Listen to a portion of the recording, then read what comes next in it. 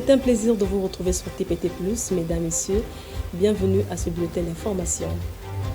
Au Congo-Brazzaville, ouverture de la première conférence des délégués du patriarche le jeudi 28 août 2025 au Palais des Congrès sous les auspices du coordonnateur général de la génération auto-entrepreneur, Dean Elvis Okombe-Tchalesan.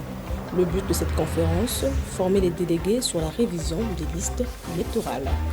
Les affrontements sont montés d'un cran entre les forces de défense du peuple du Sud-Soudan et l'armée populaire de libération du Soudan. Les deux entités se sont affrontées pendant 2 jours consécutifs dans les États de l'Équatoria central et du Haut-Nil. Le Rwanda avait déclaré au début du mois d'août qu'il accepterait jusqu'à 250 personnes expulsées des États-Unis. Jeudi 28 août 2025, les autorités rwandaises ont annoncé les transferts des migrants.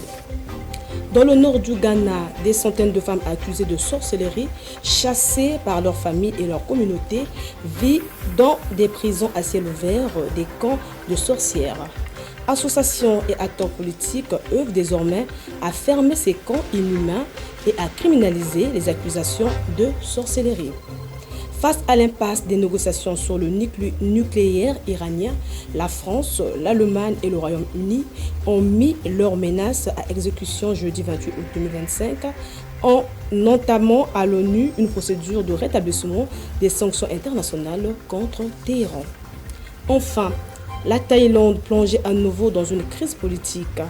La Cour constitutionnelle a destitué ce vendredi 29 août 2025 la première ministre accusée d'avoir enfreint les normes éthiques dans un contexte de conflit frontalier avec le Cambodge.